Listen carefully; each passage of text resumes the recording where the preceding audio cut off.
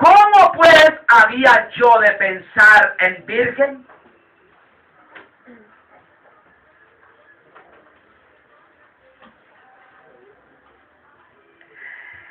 Por ese cuidado especial y sin miradas codiciosas, el deseo, su corazón se mantuvo íntegro. Versículo 7.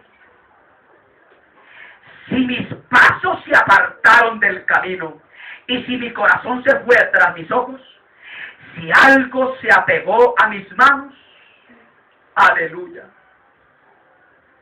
Hermano, él inmediatamente llegó y dijo, Señor, si de pronto, yo hice pacto con mis ojos, pero si de pronto algo se le pegó a mí por una mirada que hice, hermano, ahí está reconociendo, hermano, de que él era frágil, que le perdonara, que le ayudara a ser íntegro. Ese es el contexto de ese versículo. Job conocía las consecuencias que acarreaba el pecado de adulterio.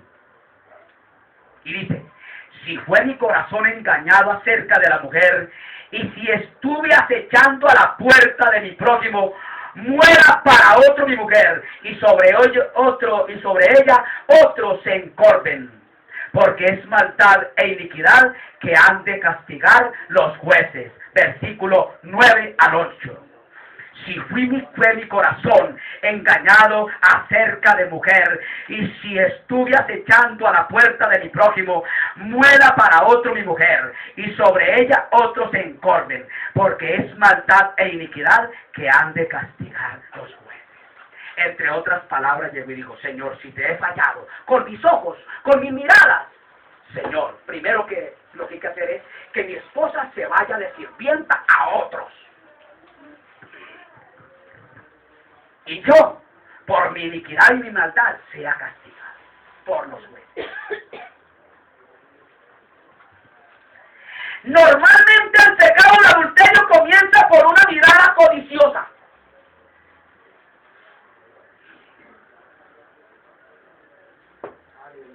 Amén.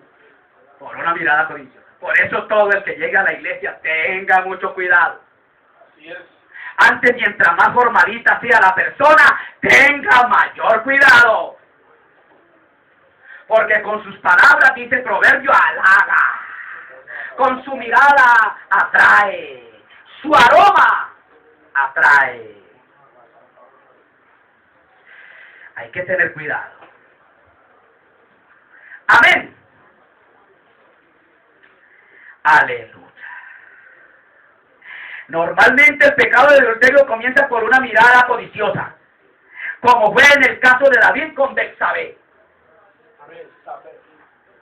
Ahí salió David a pasearse por el palacio y llegó y vio hacia por allá y vio a Betsabé. Ahí no había problema, pero ¿qué hizo él? Se quedó, codició, deseó. Tráigamela para acá.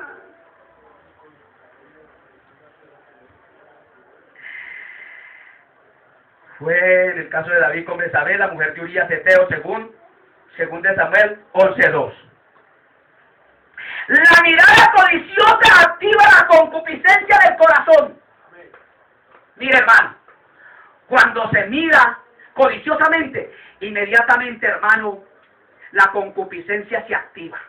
Activa el corazón. Ya empieza a acelerarse diferente. Tan hermosa, tan hermoso. Uy, es que queda viejito, que así fuera lo de mi esposa. Es que mire cómo se le hace este huequito acá cuando habla.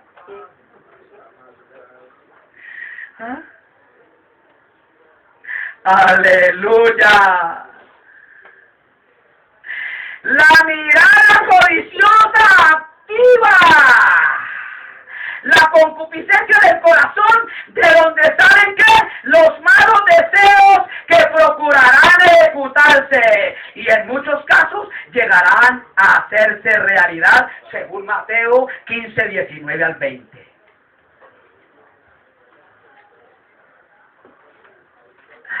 Aleluya. Si puede, alábelo. 15:19 al 20.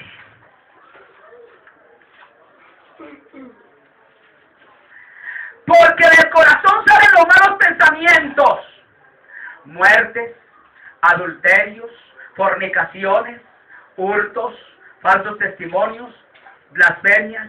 Estas cosas son las que contaminan el hombre. Amén. Los ojos son la puerta de entrada del elemento que genera la perversidad. Son la puerta de entrada de los elementos que generan la perversidad. La afirmación de Jesús debe entenderse claramente. El pecado no está en mirar a una mujer. La pecaminosidad está en la mirada puesta en ella para codiciarla.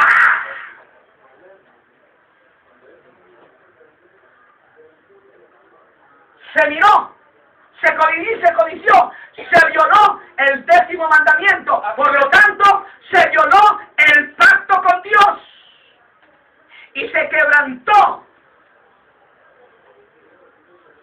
la relación con Dios. Se rompió esa relación.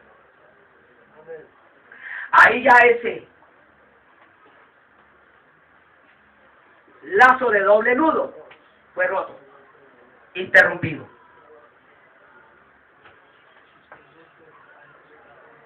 El Señor afirma que esa mirada codiciosa hacia la mujer del prójimo incurre ya en la comisión del pecado condenada en su ley, por cuanto está el deseo de llevarlo a cabo, aunque falte la oportunidad para hacerlo realidad.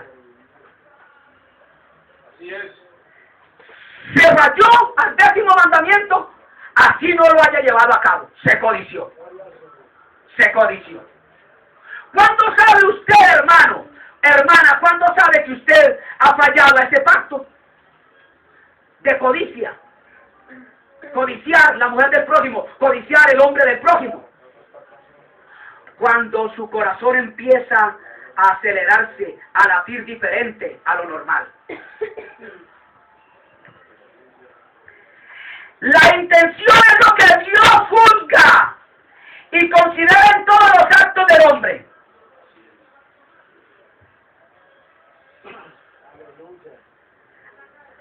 El que comete un pecado de adulterio, oiga bien, hermano, por eso, pastores, el pastor de la iglesia de Chafira se metió en un problema gravísimo, el cual no hubo para él perdón. Porque cuando usted, pastor, peca en adulterio, por ejemplo, no lo quiera Dios, yo llego a caer en adulterio, no tengo perdón por parte de Dios. Porque me estoy haciendo adrede, a conciencia.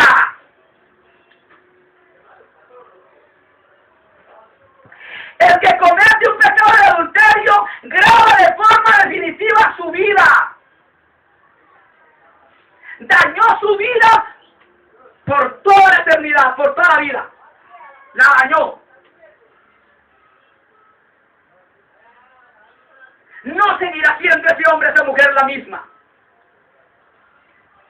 Oiga bien, el que comete un pecado de adulterio grava de forma definitiva su vida, aunque obtenga perdón de lo perdido.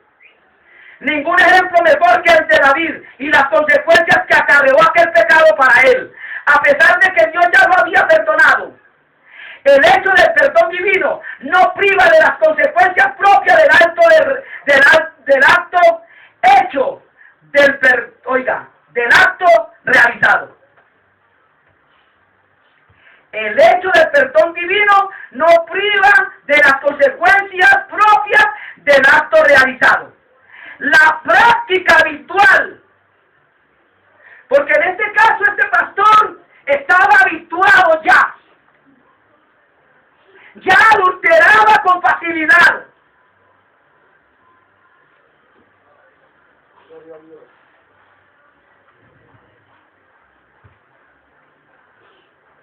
La práctica habitual de un pecado semejante evidencia que no hubo nuevo nacimiento. El que cae en adulterio y practica el adulterio está indicando enfáticamente que no ha nacido de nuevo. Amén, así es.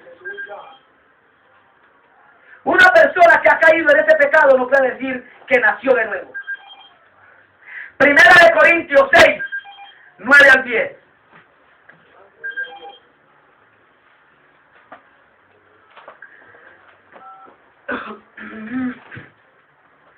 ¿No sabéis que los injustos no poseerán el reino de Dios? ¿No sabéis que ni los fornicarios, ni los idólatras, ni los adúlteros, ni los afeminados, ni los que se echan con varones, ni los ladrones, ni los ávaros, ni los borrachos, ni los maldicientes, ni los robadores heredarán el reino de Dios? Es notable ver el mismo nivel para este pecado, que para otros aparentemente más repugnantes y perversos, dándonos a entender que delante de Dios todos están al mismo nivel. No quiere decir, hermano, de que solamente el pecado y el adulterio y la fornicación será castigado. Todos serán castigados al unísono si no son confesados. Alabado sea el nombre del Señor. Todos los pecados, que quede bien claro, serán perdonados.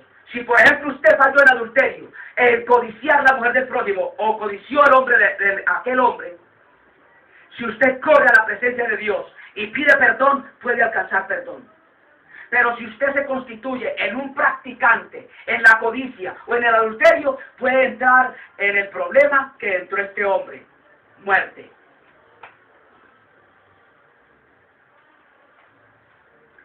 Alabado sea el nombre del Señor.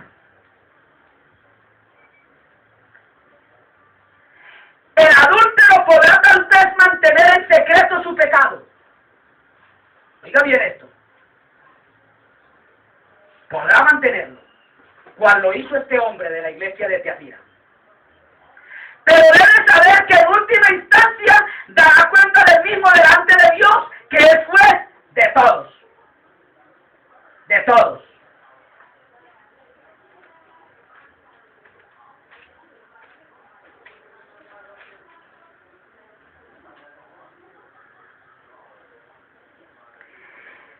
Capítulo 12, verso 23 de Hebreos. Y a la congregación de los primogénitos que están alistados en los cielos, y a Dios el juez de todos, y a los espíritus de los justos hechos perfectos, a la postre tendrá que darle cuenta al Señor. El pecado de adulterio, a diferencia de otros pecados, no se suele producir ocasionalmente. No es por ocasión, ocasionalmente. Yo salí aquí a la puerta y allá había aquella muchacha y ya caí. Eso no surge por ocasión. ¿Está entendiendo? ¿Cómo se lleva a cabo el acto del adulterio? El pecado de adulterio, a diferencia de otros pecados, no se suele producir ocasionalmente, es decir, por alguna circunstancia puntual y sin preparación para ella. Amén. Vi a la muchacha y de una vez ya voy a llevarla a la cama o a la manga. No.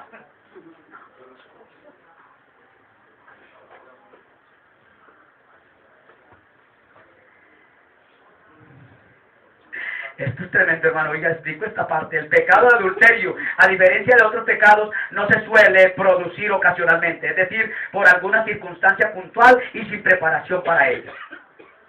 Para los pecados de intimidad, oiga bien, para los pecados de intimidad siempre existe una preparación previa. Se ponen de acuerdo. Visitas, citicas, llamaditas, una cosa y otra. ¿Estamos entendiendo? Aleluya. Siempre existe una preparación previa, por lo que lo convierte, en la mayoría de las veces, en el ámbito del pecado voluntario que se estudió antes. Se le llama pecado de adulterio, se le llama pecado voluntario porque se estudió con anticipación. Amén. Y ese pecado, ojo con esto lo que le voy a decir, y vamos a mirarlo por la palabra, ese pecado que se premeditó, que se organizó, que se puntualizó, se citó, se pusieron de acuerdo, ese pecado es un pecado bastante gravísimo, el cual ojo lo que digo antes. Versículo 26 del capítulo 10 de Hebreos.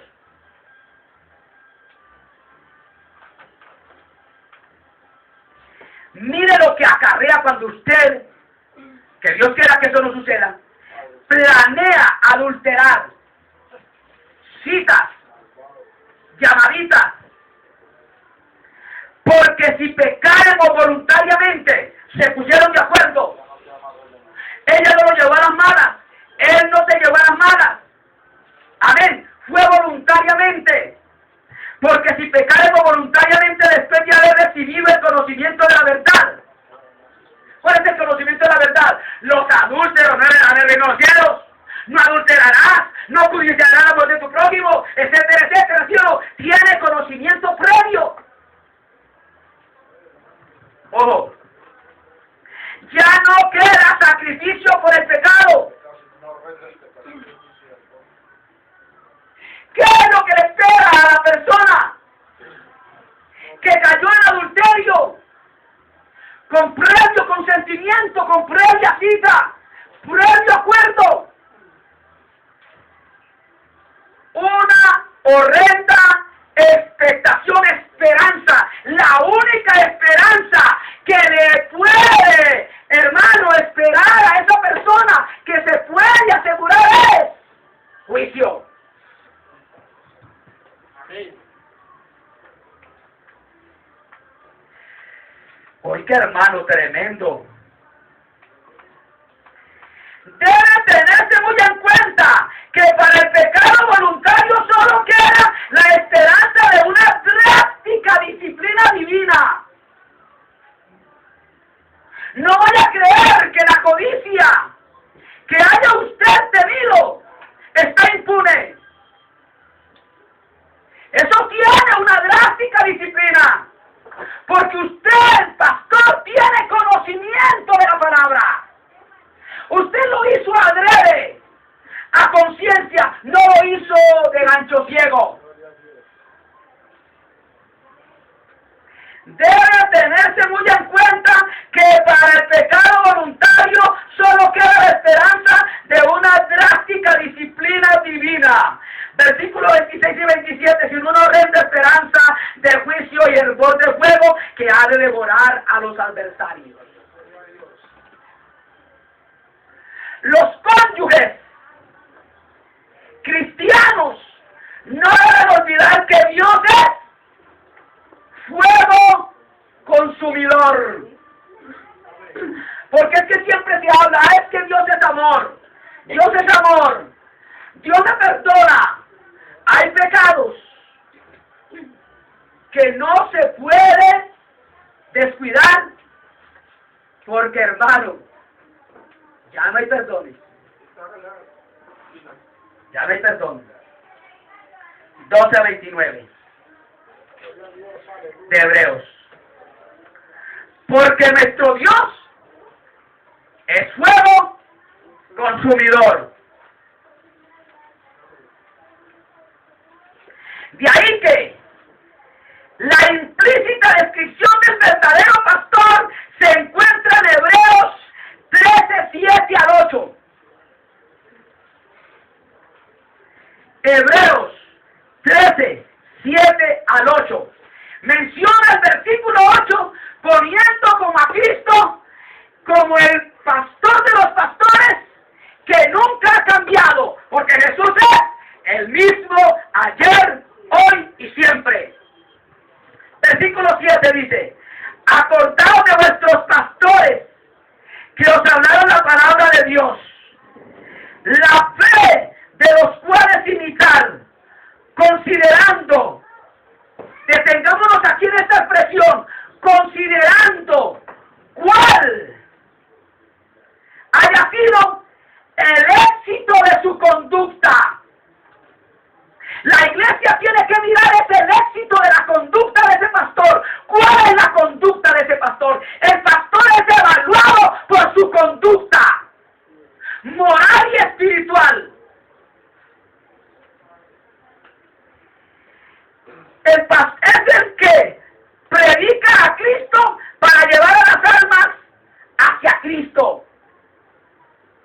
Muchos predican a Cristo por profesión, por ganancias,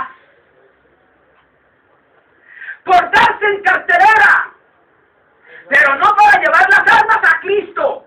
Pero vamos a mirar un elemento importante para poder un hombre de Dios llevar las almas a Cristo. ¿Qué es lo necesario, lo esencial? Porque aquí dice, considerando cuál haya sido el éxito de su conducta. Alabado sea el nombre del Señor. El propósito del verdadero pastor es que se las arregle para que le olviden a él. El pastor no va a estar en la congregación para que lo tengan en cuenta, para que lo mimen, para que diario lo estén llamando, pastor, ¿cómo está? Ay, qué bueno, que esté bien, vamos para adelante y esto, aquello. No, el propósito del pastor es que él debe de arreglársela para que la iglesia procure lo máximo. El verdadero pastor, lógico que la iglesia que ama al pastor no lo hace, pero el verdadero pastor hace eso, obliga a la forma de que la iglesia lo olvide, se extensione de él por un momento, y solamente el pastor lo que tiene que hacer es esto, que se olvide de él, pero no puedan olvidar a Cristo. Siempre el pastor verdadero debe enfatizar es que las personas deben de tener en cuenta es a Cristo, no el pastor, porque lamentablemente en muchas congregaciones, y aquí se está viendo un acto, era que se tenía en cuenta el pastor, aunque no como se debía de tener en cuenta en la forma bíblica, sino en la forma de sentimientos, y se habían olvidado de lo más importante, de Cristo.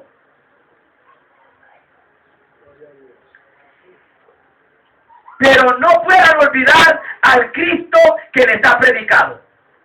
El deber de un verdadero pastor no es tanto hablarles a las almas de Cristo. El deber del pastor verdadero no es tanto hablarles de Cristo, sino mostrarles a Cristo en su propia vida. Este hombre me está mostrando a Cristo en su conducta, en su comportamiento. Es digno de imitar. Yo nunca me olvidaré de Cristo por la conducta de ese pastor. ¿Estamos entendiendo? Amén. Alabado sea el nombre del Señor. Tito 2:7.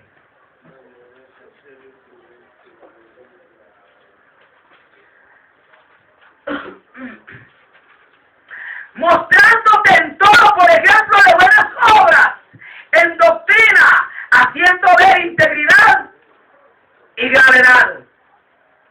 ¿Se da cuenta? Que la gente vea que ese hombre es íntegro, es sano en la doctrina,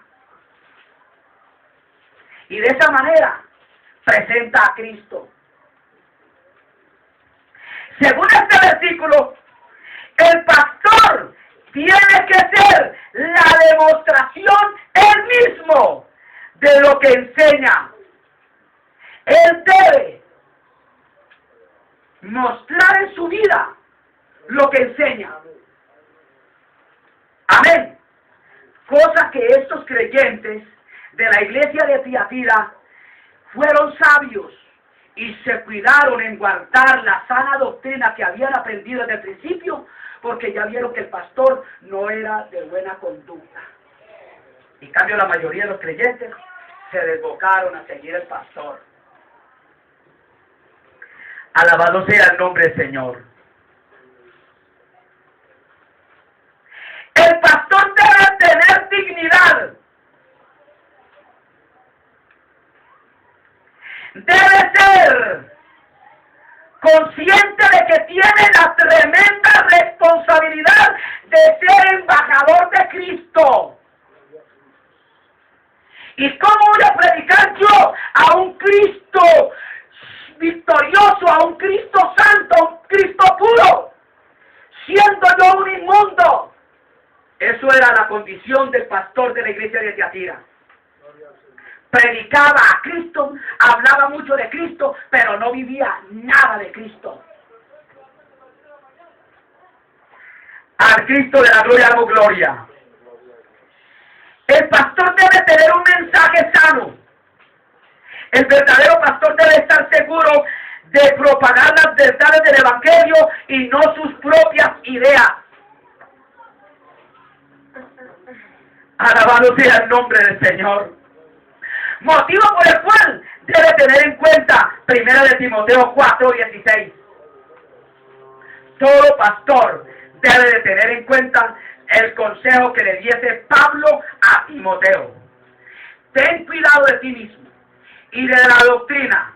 Persiste en ello, pues haciendo esto te salvarás a ti mismo y a los que te oyeren. De lo que se predique depende mi salvación y depende de la salvación de los otros. Así es. Eso es lo que le quiso decir Pablo a Timoteo. Y eso es lo que nos quiere decir la palabra ahora a los ministros y a toda la iglesia. Tengamos cuidado de lo que enseñamos. Tengamos cuidado en la doctrina. Y persistir, como lo hicieron los creyentes de la iglesia Tiatira, ese pequeño grupo que se guardaron en vivir los principios de la palabra. El mejor elogio que se le puede hacer a un pastor, ¿cuál cree usted que es? ¿Cuál cree usted que es el mejor elogio que se le puede decir al pastor? Uy, hermano, usted cómo es de metido con Dios, usted cómo sabe Biblia, usted... Ahí no lo está elogiando, lo está matando. Le estás enterrando esa daga.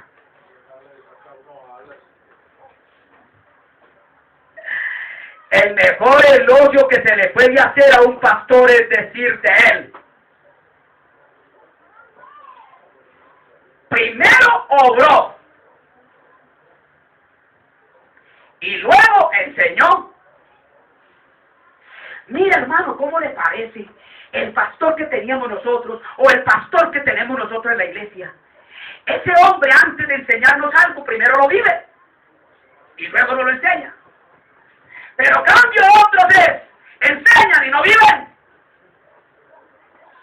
Ese es el mejor elogio que se le puede hacer al hombre de Dios. Ese hombre vive la palabra y enseña la misma vivencia. El verdadero pastor deja a sus seguidores dos cosas: ejemplo e inspiración. Qué bueno que la iglesia tenga que decir: voy a seguir este ejemplo, como le dijese Pablo a Timoteo. Amén. Aleluya. Aleluya. Vamos a seguir ese ejemplo de ese hombre. El ejemplo de ese hombre es que debemos de vivir en santidad, en integridad. Y la inspiración es que a ese hombre le gustaba hacer esto y aquello. Era aguerrido, era despechado para adelante. Qué bueno, hermano. Que produzca, hermano, le deje como enseñanza a la iglesia ejemplo e inspiración. Amén. Una cosa que la iglesia y el mundo hoy día necesitan a gritos más que cualquier otra cosa es que un verdadero pastor. Así es, amén. Aleluya. De ahí que el pecado que implicaba la mayoría de los miembros de la iglesia de Tiatira era doble. Primero, violaron la enseñanza bíblica de que la mujer no puede ejercer ministerio pastoral. Este pastor sabía los principios de la palabra según la doctrina de los apóstoles, que no podía haber ministras en la iglesia, y permitieron a esta sinvergüenza ya. Violaron ese principio de la palabra. Lo violó ese hombre.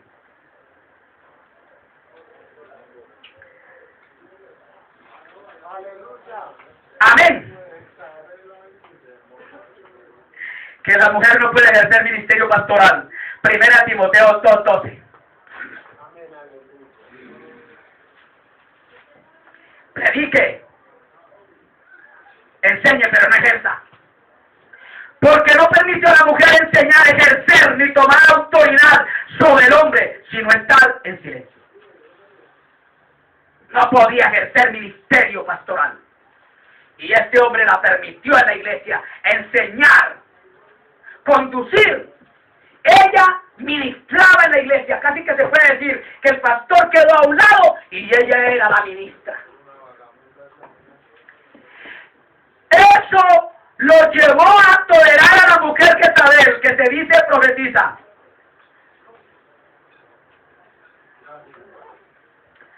Aleluya. Ellos combinaron su error al permitirle enseñar y enseñar algo erróneo. Lo que el pastor y la iglesia que se dejó seducir por esa mujer cometieron fue que ellos no discernieron lo que enseñaba esta mujer. O si lo discernieron, hicieron caso omiso. Porque abiertamente estaba muy claro que no se debía adulterar, fornicar. Y ella enseñaba a los pastores, a los ministros, a fornicar. Y a comer cosas sacrificadas a los ídolos. Combinaron su error al permitir enseñar y enseñar algo erróneo. Al igual que su homóloga en el Antiguo Testamento, la mujer en Tiatira, que falsamente se decía profetisa, tuvo éxito en seducir a los siervos de Cristo para que fornicaran y comieran cosas sacrificadas a los ídolos. Las Escrituras enseñan que se puede caer en la inmoralidad sexual. Se puede caer en la inmoralidad sexual. Y esta iglesia de Tiatira cayó en la inmoralidad sexual. Primera de Corintios 10:21. Gloria a Dios, aleluya. Voy a terminar ya casi acabo, hermanos. Para los que están fatigados. 10:21. No podéis beber la copa del Señor y la copa de los demonios.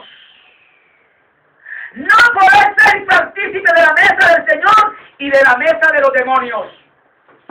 Se puede estar dentro de la iglesia viviendo en inmoralidad sexual.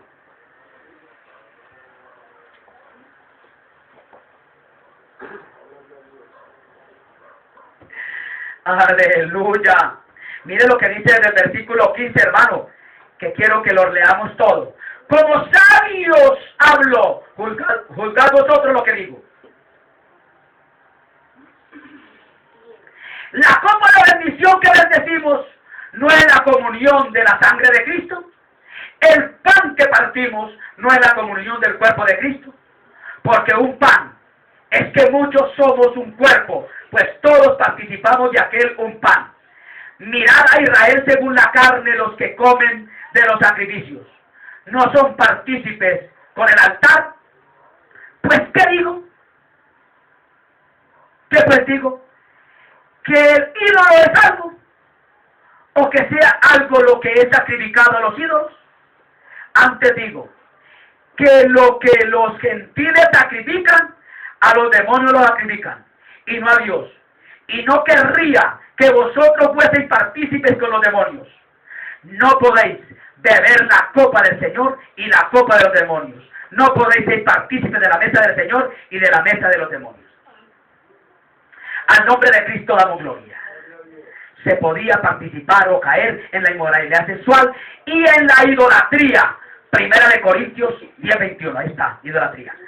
Pero guiar a otros cristianos a las falsas doctrinas o a un modo de vida inmoral es un pecado muy grave que merece el más severo castigo, según lo describió Cristo en Mateo 18, 6 al 10.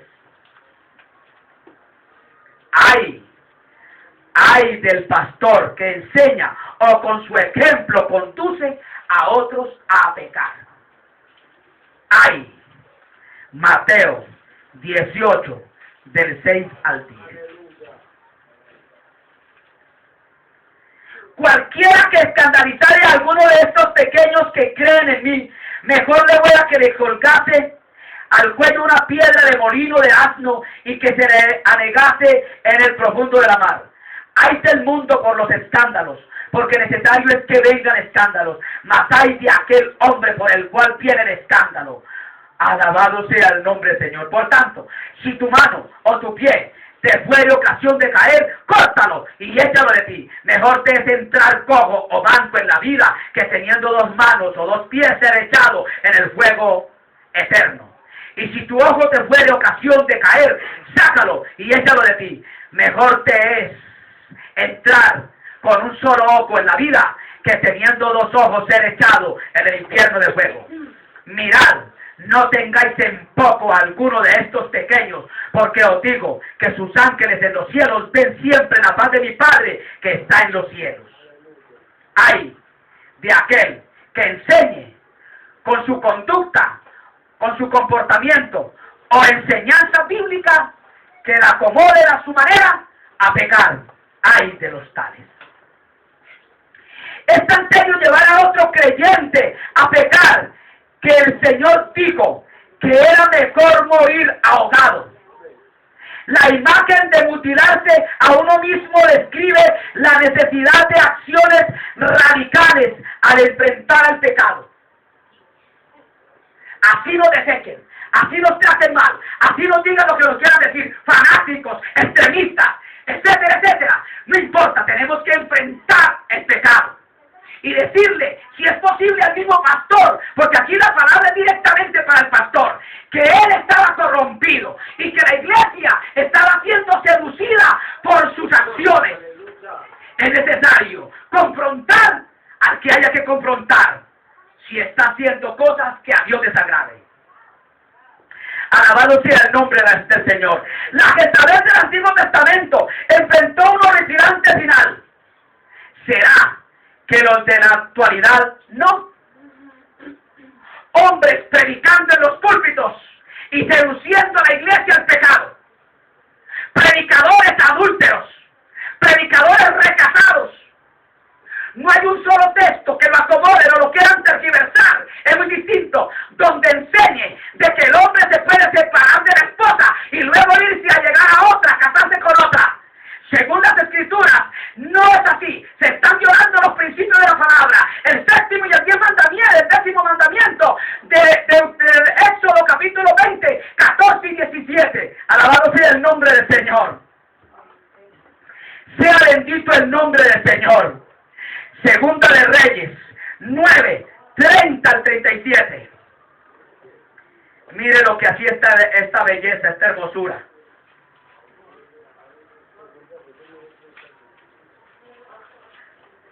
Segunda de Reyes 9, 30 al 37. Vino después Jehú a Jezreel, y como Jezabel lo oyó, adornó, se atavió, se puso hermosa, se echó pintura, adornó sus ojos con alcohol y atavió su cabeza, se pintó su cabeza y se asomó a una ventana. Y como entraba Jehú por la puerta, ella dijo, ¿sucedió bien a Zimri que mató a su señor? Alzando Jehú entonces su rostro hacia la ventana, dijo, ¿quién es conmigo? ¿Quién? Y miraron hacia él 2 o 3 eunucos. Y Jehú, aleluya, y él les dijo, echadla abajo. Y ellos la echaron, y parte de su sangre fue salpicada en la pared y en los caballos, y él la atropelló. Entró luego, y después que comió y bebió, dijo, id ahora a ver a aquella maldita. Porque es que todo aquel que se seduce al pecado, Dios lo llama maldito. Y sepultadla, que es hija de rey. Pero cuando fueron para sepultarla, no hallaron de ella más que la calavera y los pies y las palmas de la mano. Los perros se la habían comido. Y volvieron y se lo dijeron. Y él dijo, la palabra de Dios es esta. la cual él habló por boca de su siervo Elías Tisbita, diciendo: en la heredad de Jezreel comerán los perros las carnes de Jezabel. Y el cuerpo de Jezabel fue cual estiércol sobre la faz de la tierra en la heredad de Jezreel, de manera que nadie pueda decir: esta es Jezabel. Quedó borrada del mapa. La verdadera Jezabel del Antiguo Testamento, porque la Jezabel de la iglesia de Tiatira del Nuevo Testamento, que es simbolizando la iglesia actual, la iglesia que ha permitido que el pastor se corrompa y ahí se adhieren los miembros de la iglesia, acolitan el pecado del pastor y se van tras el pastor. Ellos, hermanos, van a recibir juicio. Esa Jezabel fue lanzada a cama. Quiere decir que el Señor la mató y la lanzó al infierno juntamente con el pastor. Como no hay arrepentimiento, será arrojada en cama. Porque según esta palabra, ni el pastor de la iglesia, ni Jezabel de la iglesia de la Tiatira, esa que se dice ser profetisa. Amén. Porque triste y lamentablemente ya hoy día no se oye sino profetizas, y profetizan, y la palabra de Dios se hace a un lado. Y se da más énfasis a lo que dice una sinvergüenza, que a la hora es corrompida, depravada, que no vive la palabra, los principios de la palabra, y se le da más énfasis a ellos. Esta mujer y el pastor no se arrepintieron, fue postrada en cama. Quiere decir esto, que fue lanzada al infierno. Cama es muerte, e infierno el lugar de descanso final para los que no quieren arrepentirse. Amén. Por eso, hermano, los que con ella adulteran les promete arrojarlos en gran tribulación. Que sea Dios, hermano, glorificándose en nuestros medios. Dios no quiere la muerte de nadie, sino que todos procedamos al arrepentimiento y escapemos de los juicios venideros. Los hechos de una persona revelan su condición espiritual. Eso es lo que quiso decir Santiago 2:18. Pues la fe salvadora expresa inevitablemente buenas obras. El que tiene la verdadera fe obra para bien, para la gloria de Dios. Santiago 2:17 y 26. Los cristianos son nuevas criaturas, y como nuevas criaturas deben de andar en novedad de vida. 2 Corintios 5:17. ¿Y para qué? Para buenas obras, para que den buen testimonio. Buenas obras aquí representan buenos testimonios. Efesios 2:10. Y esas obras deben de glorificar a Dios. Mateo 5:16. Recordemos, aunque las obras no salvan, sí nos pueden condenar. Por ello, a los que se han guardado para Dios y no han descendido a las profundidades de Satanás, nos dice que retengamos lo que hemos aprendido de Dios. Amén. Y el Señor le recuerda a los que no tienen la falsa doctrina de Jezabel. Malaquías 3:16 y 17. Y aquí terminamos leyendo este pasaje. Malaquías 3:16 y 17. Para que usted y yo, hermano, nos guardemos sin fidelidad para la gloria de Dios y para nuestras esposas. Y que nuestras esposas se guarden para la gloria de Dios y para los esposos. Alabado sea el nombre del Señor. Porque cuando usted se allega a Dios, después de haber cometido adulterio o fornicación, y se arrodilla a orar ahí, y es como si nada hubiera sucedido, dice la palabra que usted está haciendo llorar el altar. Dios se indigna y derramará juicio sobre los tales. 3:16 y 17. Entonces los que temen a Jehová hablaron cada uno a su compañero. Y Jehová escuchó y oyó, y fue escrito libro de memoria delante de él para los que temen a Jehová y para los que piensan en su nombre. serán para mí especial tesoro, ha dicho Jehová de los ejércitos, en el día que yo tengo de hacer, y los perdonaré como el hombre que perdona a su hijo que le sirve. Amén. Tengamos en cuenta esto, hermano. Somos especial tesoro para Dios. Guárdese, hermano. Cuídese del adulterio. Cuídese de la fornicación que acarrea grandes consecuencias, grandes juicios de parte de Dios. El adúltero, la adúltera que lo hace adrede, puede caer postrado en cama. No puede tener oportunidad de parte de Dios de perdón. Estemos en pie y glorifiquemos a Dios.